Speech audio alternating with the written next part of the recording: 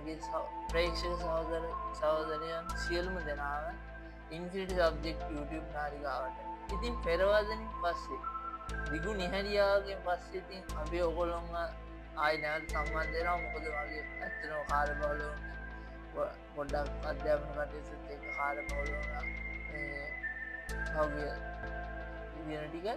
ඉතින් අපි මගේ පළවෙනිම වීඩියෝ එක විදිහට දැන් මේ මම ඔයගොල්ලන්ට නිකුත් ගන්න හදන්නේ පොඩ්ඩක් ඔයගොල්ලෝම කුතුහලය දනවන වීඩියෝ එකක්, කුතුහලයෙන් ඉන්න හැමෝම කැමති වීඩියෝ එකක්. නැත්තම් උරග ජීවී ඒ කාලේ අපි ප්‍රාග් ඓතිහාසිකයුගයේ රජ කරගෙන හිටපු උරග ජීවී. ඒ කාලේ විද්‍යාඥයන්ට විතරක්, විද්‍යාඥයන්ට සහ අල්ප වූ ජන කොට්ටාශයකට විතරක්, ජන කොට්ටාශය කියන්නේ අල්ප වූ ජනතාවට පමණක් මේක සීමා වෙලා තිබිලා ජුරාසික් පාක් කියන ඉතාමත් ජනප්‍රිය වෙච්ච චිත්‍රපටියේ මුළු ලොවක් දැනගත්ත මාතෘකාවක් ගැන තමයි අද අපි කතා කරන්න හදන්නේ. ඒ තමයි ඩයිනෝසරයන් ගැන. ඩයිනෝසරයන් ගැන කතා කරන මේ වීඩියෝ මාලාව ගෙනෙන්නේ පාට්ස් විදිහට. ඉතින් ඒකට හේතුව තමයි මොකද මේක ඉතාමත් දිග මාතෘකාවක්. මොකද මම දිග මාතෘකාව ඔයගොල්ලෝ බෝරින් වෙන්න තියන්න කැමති නැහැ. මොකද බෝරින් වුණාම ඔයගොල්ලෝ උනත් වීඩියෝ එක මග අතහැරලා දාන්න ඉන්න තියෙනවා වීඩියෝ එක. එතකොට ඔයගොල්ලන්ට හරියට ඒ දේ ඔළුවට යනවා. ඉතින් ඒ හින්දා මම ඔයගොල්ලන්ට ජීවයේ කියන්නේ ඩයිනෝසරයන් බිහි වෙන්න කලින් තිබුණ පිටාව පරිසරය කොහොමද, ඒ දේවල් ටික ඔයගොල්ලන්ට මම ඔයගොල්ලන්ට කියලා දෙලා තමයි ඒ විදිහට පාර්ට්ස් විදිහට මම ඔයගොල්ලන්ට වීඩියෝස් ටික ගෙනෙනවා. ඊළඟ මගේ Facebook පේජ් එකේ ගිහිල්ලා බලන්න. ඒකෙත් දානවා. හරි. වැඩි කතා ඕනේ අපි යමු වීඩියෝ එකට. ඉතින් ඩයිනෝසර් කියන වචනේ හැදෙන්නේ ඇත්තටම කිව්වොත් එහෙම ග්‍රීක භාෂාවෙන්. ග්‍රීක භාෂාව කිව්වොත් එහෙම ඔයගොල්ලන්ට පොඩ්ඩක් විතර මේක නම් ඇත්තටම කිව්වොත් එහෙම නිකන් අර මේ අපිට නිකන් හුරු පුරුදුයි වගේ. ග්‍රීක භාෂාව කියවනේ සිංහල වගේ. මොකද දැන් ඒකට හේතුවක් තියෙනවා. ඔපන්හයිමර් ගත්තොත් එහෙම ඔපන්හයිමර් එකේ පාවිච්චි වෙන වචනයක් තමයි and the American Prometheus man who gave the power to destroy themselves. එයා Prometheus කියන්නේ ගින්නට අධිපති. ඉතින් ඊළඟට Poseidon, Medusa ඔය වගේ වචන හුඟක් අපි දන්නවානේ. ඉතින් අන්න ඒ වගේ. ඉතින් ඒ වගේ වචනකින් වචන දෙකක කම්බිනේෂන් එකක් විදිහට හැදිච්ච තනි වචනයක් තමයි මේ ඩයිනෝසෝරස් කියන්නේ. ඩයිනෝස් කියන්නේ මොකද්ද? භයානක නැත්තම් ගුප්ත කියන එක. ඩයිනෝස් කියන්නේ ඉංග්‍රීසි වලින් dangerous නැත්තම් අපි කියොත් mysterious or dangerous කියන දේ. ඊළඟට සෝරස් කියන්නේ විශාල නෙමෙයි උරගයා කියන එක. සෝරස් කියන්නේ උරගයා කියන එක. එතකොට භයානක උරගයා, ඒ කියන්නේ dangerous reptile කියන එක තමයි ඩයිනෝසෝරස් කියන්නේ. ඩයිනෝසෝරස්. හරිද? ඊළඟට මේ වචනේ වැටෙන්නේ 1842 බ්‍රිතාන්‍ය ඇනටොමිස්ට් කෙනෙක් වෙච්ච නැත්නම්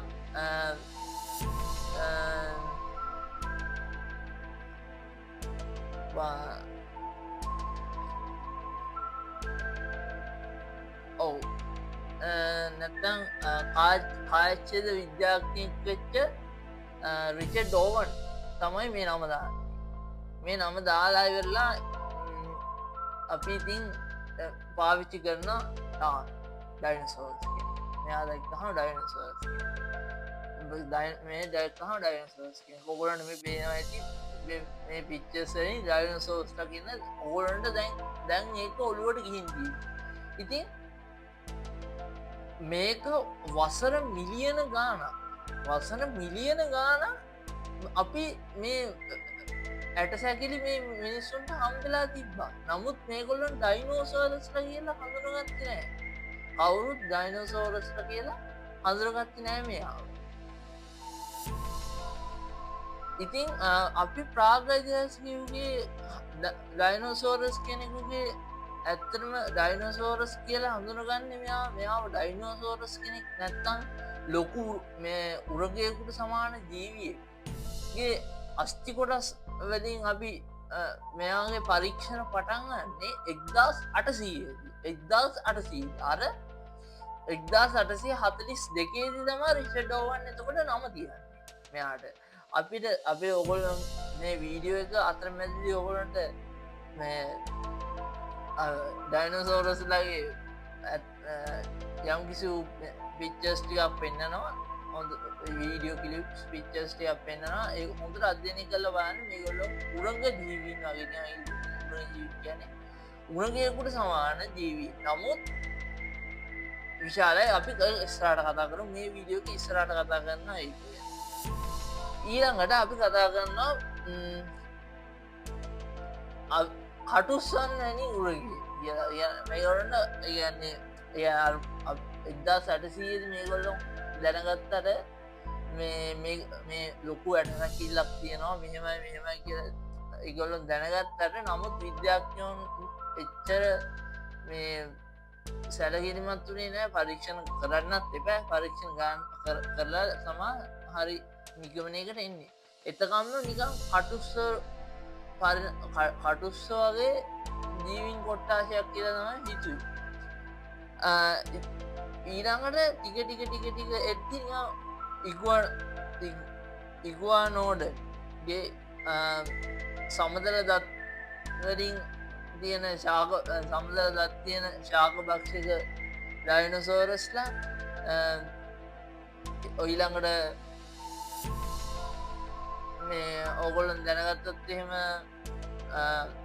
මෙගොලඩෝ සෝරස්ගේ උල්දත් තියෙන මාංශ භක්ෂක ඩයිනසෝරස්ල වගේ කට්ටියකින් දැනගත්තා මේගොල්ලොන් ලොකු ඩයිනසෝස් කියන ජීවින්කොට ඔන්න ඔතනදී ඩයිනසෝස් කියන නම හැදිලවර වෙලා මේගොල්ලොන් මේ නම දියලවර වෙලා මේගොල්ලොන් හරි මේගොල්ලොන් ඩයිනෝසෝරස් කියන කට්ටියක් කියල ඔන්න තැනකට එනාඩිගම ඉතින් අපි දැන් අපි අමු මේගොල්ලොන් ඉන්න වට පිටාව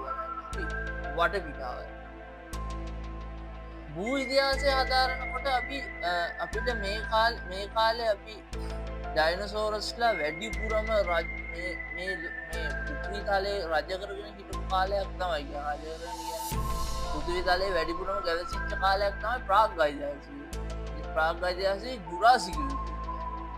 ජුරාසිකයුගේට කලින් මේගොලන් ඉතින් ඔගොලන්ට කියන්න තියන්නේ ජුරාසිකයුගේට කලින් ට්‍රයයිසිකයුගේ ඊළඟට ජුරාසිකයුගේ තියෙන්නේ මෙසෝසෝයික යුගයට අදාළ මෙසෝසෝයික යුගේ ඊරාස් තුනක් තිය ඒ තුන තමයි ට්‍රියසිකයුගය ජුරාසිකයුගය ක්‍රටිසිය මොද ට්‍රියසිකයුගය ජුරාසිකයුගය ක්‍රටිසිය ඔය යුග තුන පහු කරන් ඇවිල්ලා තමයි අරේ ගොල්ලොන්ගේ එක්ෂන්ෂණය සිද්ධ ඉතින් අපි ඒක ගැන කතාගන්න කලින් මේ අපි ඒ ගැන කතා කරන්න කලින් මේ පළවෙනි පොසිල් හොයාගත්ත කොහෙන්ද කියල කතා පළවෙනිම පොසිල් හොයාගත්තේ හෙරඩෝඩස් කියල තියෙනවා ඉති ඇත්තර ග්‍රීක කෙනෙක්ම තමයි ඒ ග්‍රීක කට්ටිය කොමත් විශාලක නමුදු විදියක් තියෙනවා ඒ ඔගොලට තේරන ග්‍රීක කට්ටි විශාලක නමුදු විදිය මොකක්ද කියලා මේ ග්‍රීකකට එතනදයා හවාගන් තියෙන ඇටසැකිල්ලක් ලොකු අටසැකිල්ලක් විශාල රාජලීකුවේ පිටිපස්ස සිංහරුව සිංහෙක් වගේ මේ පෙනුමක් තියෙන ඇටසැකිල්ලා තමා හවාගන්න ඒ හවාගන්න තියෙන ඇටසැකිල්ල එයා සඳහන් කල්ලා තියෙනවා ඒක තමයි පළවෙනි පොසිල් විදියට ගන්න ඒ තමයි ක්‍රිස්තුපූර්ව 5 වෙනි සියවස ක්‍රිස්තුපූර්ව 3 වෙනි සියවසේ විතර හොයාගන්නවා ඒක දෙවෙනි ඇටසැකිල්ල වෙන්න පුළුවන් එහා ළඟින්ම ගියපට මේ එහා ළඟම කාලෙකදී හොයාගන්නවා ඒ කියන්නේ ඒක තමයි එහා ළඟම කාලෙකදී සඳහන් වෙලා තියෙන්නේ හොයාගත්ත මේ කියන්නේ පොසිල කියලා ඒ චීනේ මකරෙකුගේ කියලා කියන්නේ චීන කොහොමද මකර විශ්වාස කරනවානේ චීනේ මකරෙකුගේ කියලා විශ්වාස කරනවා ඉතින් මේ දෙකම විද්‍යාඥයෝ කියනවා ඩයිනෝසෝරස් කෙනෙක්ගේ වෙන්න පුළුවන් කියලා ඩයිනෝසෝරස් ලගේ විය හැකි නෙවෙයි ඩයිනෝසෝරස් ලගේ තමයි කියන්නේ ඉතින් අපි ඒ ගැනත් කතා කරනත් එක්කම අපි යමු අපේ ප්‍රශ්නයක් තියෙනවා ඇත්තරම ඩයිනෝසෝරස් කියන්නේ උරගී ඩයිනෝසෝරස් කියන්නේ උරගී ඒකට දෙන්න පුළුවන් මේ මොකද මේගොල්ලොන් ඉතියේ ජුරාසික යුගයේ ඉඳලා ඇත්තටම කතා කරොත් එහෙම උරග ලක්ෂණ පෙන්වුම් කරනවා මොකද ඒගොල්ලොන්ගේ දේහ ලක්ෂණ ගත්තොත් එහෙම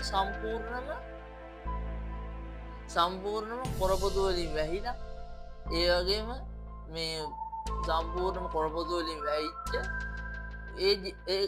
මේවා එකක් තමයි ගත කරලා තියෙන්නේ කොරපොතු වලින් වැහිච්ච මේ සම්පූර්ණ උරගයෙක් විදිහට කියන්නේ උරගයෙක් විදිහට මේ අර බඩගාන ගියපුවත් නිකන් අර අපි දැන් දකින්න කබරයි තලගොයෝ කිඹුල්ලු ඒ වගේ සත්තු වගේ නෙමෙයි මේගොල්ලොන්ගේ සෘජු පාති තමයි තියෙන්නේ මොකද මේගොල්ලෝ අති විශාල එකක් තියෙනවා ඒගොල්ලොන්ට විශාල බරක් දරා ගන්න සිද්ධ වෙනවා ඉතින් විශාල බරක් දරා ගන්න සිද්ධ වෙන නිසා මේගොල්ලොන්ට සෘජු පාති තමයි දිවිලා තියෙන්නේ ඉතින් දැන් මේ ඕගොල්ලොන්ට හොඳින්ම කියන්නේ අර කිඹුළු වගේ කිඹුල්ලු කබර ගෝයා තල ගෝයා ඔය දකින ඒ සත්තුන් අපි නිතර පරිසරයේ දකින්න සත්තුන්ව ගත්තොත් එහෙම ඒ බෙන්ඩෙච්ච බෙන්ඩෙච්ච මේ එකක් නෙවෙයි තියෙන අරය කොහොම වෙච්ච ගතියක් තියෙන්නේ ඒකට ඇඟ ඇවිල්ලා මේ වෙලානේ ඉතින් එහෙම නෙමෙයි තියෙන්නේ අපි දැන් මේ ආඩ් දාන රූපරාමයෙන් පේනවා මේ පිච්ච එකේ බෙන්ඩෙච්ච පාද නෙමෙයි තියෙන අර ගොල්ලෝ පාද මේගොල්ලෝ පාද අතර ඔයගොල්ලෝ හොඳටම වෙනස හඳුන ගන්න පුළුවන්. ඉතින් මේ කියන්නේ කටුස්ස වගේ අනික මේගොල්ලෝගේ ගමන් විලාසෙත් කටුස්ස වගේ අර නිකන් දෙපැත්තට පැද්දෙන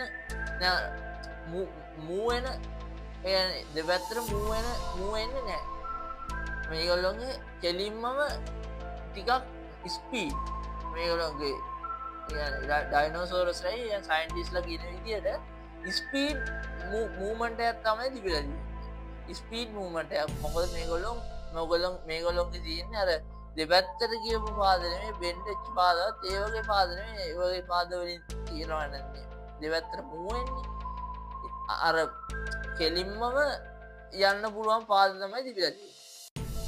ඉතින් මේ අපි මේගොල්ලොන්ගේ එක්ස්ටෙන්ෂන් එක ගත්තොත් කෙලින්මම මේගොල්ලොන්ගේ අපි මේ එක්ස්ටෙන්ෂන් එක ගැන කතා කරන කලින් අපි තව ටිකක් කතා කරමු මේගොල්ලොන්ගේ විවිධත්වය ඔයගොල්ලෝ මේ සමහර මේ අපි මගේ වීඩියෝ එක අතරතුර ඔයගොල්ලන්ට දකින්න පුළුවන් වීඩියෝ ක්ලිප්ස් මේ පික්චර්ස් දකින්න පුළුවන් මේ මොනවද මේගොල්ලෝගේ විවිධත්වය කියලා. ඩයිනෝසෝරස්ලා ගත්තොත් එහෙම සමහර කට්ටිය ඉන්නවා පක්ෂීන් ඉන්නවා ඩයිනෝසෝරස්ලා ඒ කියන්නේ හැම එක්කම අර දැන් අපි වවුලා ඉන්නේ. වවුලා වගේම හැමත් අර හැම ඇටසැකිල්ලට හැම බද්ධ වෙච්ච මේ ඩයිනෝසෝරස්ලා ඉන්නවා. ඉතින් ඒ වගේම ඩයිනෝසෝරස්ලා ඉන්න තව ඉන්නවා පාද දෙකෙන් පාද දෙකින් විතරක් ඉන්න ඩයිනොසෝරස්ලාර මේ සාමාන්‍ය අපි ගත්තොත් එහෙම අපිට දකින්නනේ රැප්ටර්ස්ලා කියලා යාදියක් ඉන්න මාංශ භක්ෂක කට්ටිය තමයි හුඟක්ම එහෙම ඉන්නේ. ඊළඟට ඉන්නවා දිගු බෙල්ලක් තියෙන ඔයගොල්ලෝ දන්න ශාක භක්ෂක ඩයිනෝසෝරස් දෙයක් ජුරාසික් පාර්ක් එකේ හුඟක්ම දක්නට ජුරාසික් පාර්ක් කියන ෆිල්ම් එකේ හුඟක්ම පෙන්නන ඩයිනෝසෝරස් කට්ටියක් ඉන්නවා. අන්න ඒ වගේ කට්ටියක් ඉන්නවා. ඉතින් අපි ගමු අනුවර්තනය ගැන ගත්තොත් එහෙම ආරක්ෂාව පෝෂණය මේවල ගත්තොත් එහෙම මේ අනුවර්තනය වීම ගත්තොත් එහෙම සමහර කට්ටියට තියෙනවා අං කියන්නේ මොකද සමහර මේ කියන්නේ එක මාංශ භක්ෂී ජීවින්න කියන්නේ රැප්ටර්ස්ලත් එක්ක අපි තව ඉස්සරහට කතා කරොත් එහෙම තව ඉස්සරහට වීඩියෝ වලදී අපි එක ඩයිනෝසර් ගැන වෙනම කතා කරනවා. එතකොට ඔයගොල්ලන්ට බලා ගන්න පුළුවන් කොහොමද මේකේ ඇති කියලා, කොහොමද මේ ඩයිනෝසර්ස්ලා වෙනස් වෙන්නේ කොහොමද කියලා. ඉතින් මේ ඩයිනෝසර්ස්ලාගේ කොහොමද කිව්වොත් එහෙම ආරක්ෂාව, පෝෂණය සහ උෂ්ණත්වය නියාමනය සඳහා අං පිහාටු වගේ දේවල් කියන්නේ අර දැන් ඕනම දැන් හිතන්නකො වවුල වගේ ඒ ඩයිනෝසර් කෙනෙක් ඉන්නව නේද? අන්න එහෙම මේ ජුරාසික් පාර්ක් ෆිල්ම් එක දැකලා ඇති. අපි බලමු තව ඉස්සරහට මම කියන වීඩියෝ වලදී අපි ඒ ඩයිනෝසර් ගැන කතා කරන ඒ පියාඹන පක්ෂීන් වගේ ඉන්න ඩයිනෝසර්ස්ලා ගැන. ඉතින් ඒ ඩයිනෝසර්ගේ සම්පූර්ණම කියන්නේ පිහාටු විදියට මේ පූර්ව ගාත්‍රා පිහාටු විදියට මේ පරිවර්තනය වීමක් පරිණාමය වීමක් සිද්ධ වෙලා තියෙනවා. ඉතින් ඒ අහස ඒගොල්ලන්ට අහස සම්පූර්ණම නිකන් බාර දුන්නා වගේ තමයි වෙලා තියෙන්නේ. කියන්නේ අහසේ ඉන්න අර වෙන ශාක භක්ෂක ඒ වගේ කට්ටියට ඒ වගේ කට්ටිය අල්ලන කාලේ ඒගොල්ලෝ එහෙම ජීවත් වෙනවා. නැත්නම් මේගොල්ලෝ පල්ලෙහා ඉන්න කට්ටියට පාර දීලා එහෙම ජීවත් වෙන කට්ටිය. ඊළඟට ගත්තොත් එහෙම වඳ වියාම ගත්තොත් එහෙම මේගොල්ලෝගේ තියෙන වසර මිලියන 65කට පෙර වඳ වී ගිය මොකද ග්‍රාහක ගැටීමක් සිදු වුණා. ග්‍රාහක ගැටීමකින් තමා ග්‍රාහක ගැටීමක් සිදුවීමත් සමග අර ගිනිකඳු ප්‍රසාරණය වගේ දේවල් ගිනිකඳු පුපුරා යනවා. ගිනිකඳු පුපුරලා ගිහිල්ලා සුනාමි තත්ත්ව ඇති වෙලා මේ ඒ වගේ දේවල් ඇති වුණායින් පස්සේ සම්පූර්ණයෙන්ම මේගොල්ලෝ වඳ වෙලා ගියා කියලා තමයි මේ සයින්ටිස්ට්ලා කියන්නේ. ඉතින් අදට කතා කරන්න තියෙන ඔච්චරයි. අදට මගේ වීඩියෝ එක මෙතනින් නිමා කරන්න කියලා තමයි මම හදන්නේ. මේ පාර්ට් එක ඕගොල්ලන්ට මම හිතනවා ඩයිනෝසර්ස්ලාගේ යුගයේ කොහොමද එන්වයරන්මන්ට් එක තිබුණේ, අපේ එන්වයරන්මන්ට් එක තිබුණේ කොහොමද? ඒ කාලේ එච්චර අධික දූවිල්ලක් එක්ක තිබුණ එන්වයරන්මන්ට් එකක් තිබුණේ. අධික දූවිල්ලක් කියන්නත් බෑ. දූවිල්ල කොහොමද කරකශයි. හරි කරකශ එන්වයරන්මන්ට් එකක් තමයි තිබුණේ. කටුකයි පරිසරය. ඇත්තටම කිව්වොත් එහෙම කටුකයි. මේ එහෙම එන්වයරන්මන්ට් එක තමයි ඒගොල්ලෝ ජීවත් වෙන්නේ. මේ ඉතින් ඒ විදිහේ ගැන දල අවබෝධයක් හොඳ අවබෝධයක් ඔයගොල්ලන්ට ගන්න පුළුවන්. මේ මොකද මේ වීඩියෝ එකේ අපි දාන වීඩියෝ ක්ලිප්ස් පික්චර්ස් අනම්මන අපි ඔක්කොම ඔයගොල්ලන්ට ගන්න පුළුවන්, ඩීටේල්ස් ගන්න පුළුවන් තැන් වල ලින්ක්ස් ඩිස්ක්‍රිප්ෂන් එකේ දාන්න. ඒ විදිහට මම ඔක්කොම මේ වීඩියෝ එක හදලා ප්ලේලිස්ට් එකක් විදිහට හදලා වෙලා මේ වීඩියෝ මේ ක්ලිප්ස් ටික ඔයගොල්ලන්ට දෙනවා. එතකොට ඔගලන්ට සම්පූර්ණයෙන්ම ඩයිනෝසර්ස්ලා කියන්නේ කවුද? එතකොට ඩයිනෝසර්ස්ලාගේ යන්නේ ඩයිනෝසර්ස්ලා එක එක ඩයිනෝසර්ස්ට ආවේනික වූ ලක්ෂණ මොනවද කියලා වෙලා හොඳට අවබෝධයක් ගන්න පුළුවන්. ඉතින් මාත් එක්ක මෙච්චර වෙලාවක් නැතිලා හිටියනම් සබ්ස්ක්‍රයිබ් කරන්න අමතක කරන්න එපා. ඊළඟට ලයික් එකක් දාලා ෂෙයා කරලා ඕගොල්ලන්ට දෙන්න පුළුවන් උපරිම සපෝට් එක අපිට දෙන්න. කමෙන්ට් කරන්න, කමෙන්ට් කරලා මේ කරන දේවල් වලට තව ඔයගොල්ලන්ගේ ටොපික්ස් තියෙනවා නම් ඒවා කියන්න. ඉතින් Facebook page එක follow කරලා ඔයගොල්ලන් අපිට full support එකක් දෙන්න. එච්චර කියන්න තියෙන්නේ. අත්‍තරම කිව්වොත් එහෙම ඔයගොල්ලන්ගේ දෙන support එකෙන් තමයි අපේ channel එක අප් වෙන්නේ. අප් වෙනවා වගේම තමයි අපේ channel එක උඩට ඇවිල්ලා ඔයගොල්ලෝ recommend කරනවා. ඒතකොට අනිත් මේ වීඩියෝ එක හොඳයි, මේ වීඩියෝ එක හොඳ වීඩියෝ එකක් කියලා recommend වෙන්නේ අර like එකෙන් තමයි. ඉතින් ඒ වගේම මට කියන්න තියෙන්නේ මේ වගේ scientific දේවල්, මේ philosophical දේවල් ගැන දැනගන්න ඕන. තව ඔයගොල්ලන්ට ඕන නම් මිස්ට්‍රි දේවල් ඒ වගේ දේවල් පවා ගේන්න මම සූදානම්. හරි, එහෙනම් ගිහින් එන්නම්. ඔයගොල්ලන්ට good luck.